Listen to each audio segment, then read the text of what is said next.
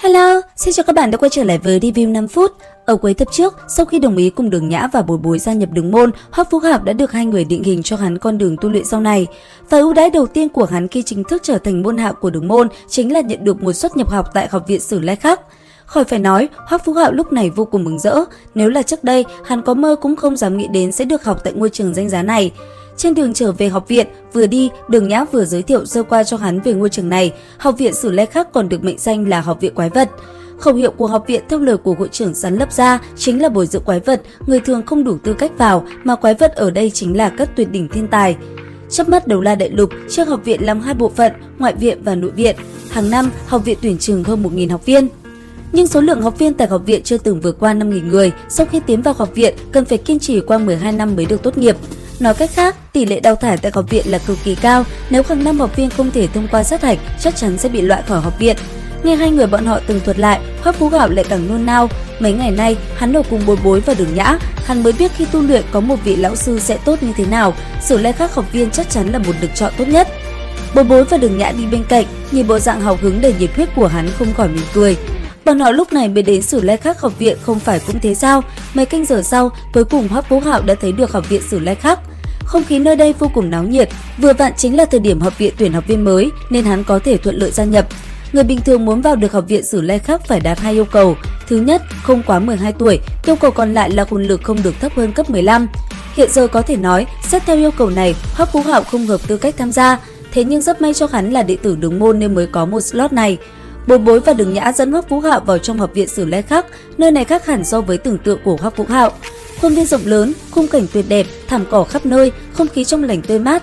Hiện tại, cả ba đã đi đến một hồ nước trong vắt, vừa đi nàng vừa giới thiệu. Có thể thấy trong mắt nàng tràn ngập sự kiêu ngạo khi nhắc về lịch sử của cái hồ này.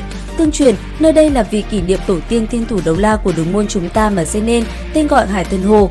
Trong truyền thuyết tổ tiên Đường Tam chính là người kế thừa của Hải Thần. Nội viện của học viện nằm tại một hòn đảo ở giữa hồ, toàn bộ đệ tử ngoại viện đều xem việc có thể đến giữa hồ là vinh quang. Đi hết một vòng hồ cũng đã đến giáo học lâu, được Bối Bối và Đường Nhã dẫn dắt, quá trình đăng ký vô cùng thuận lợi.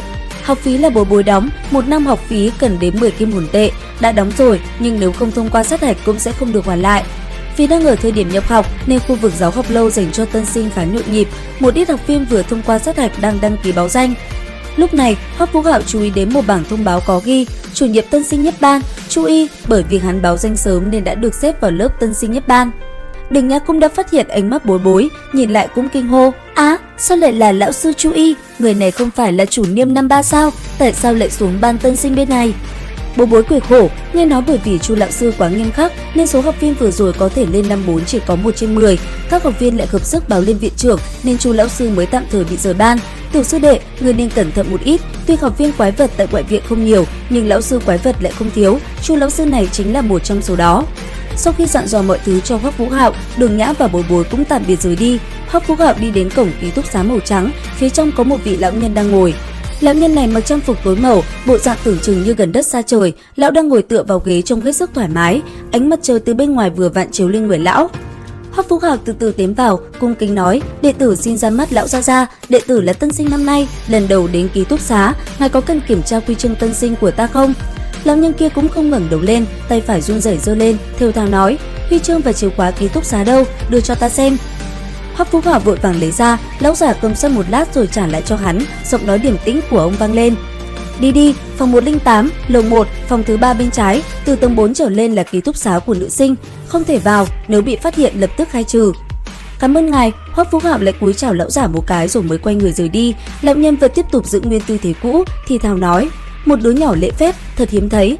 Hoắc Phúc Hạo dựa vào lời chỉ dẫn của lão gác cửa, rất dễ dàng tìm được phòng của mình. Hắn lấy chìa khóa ra mở cửa phòng.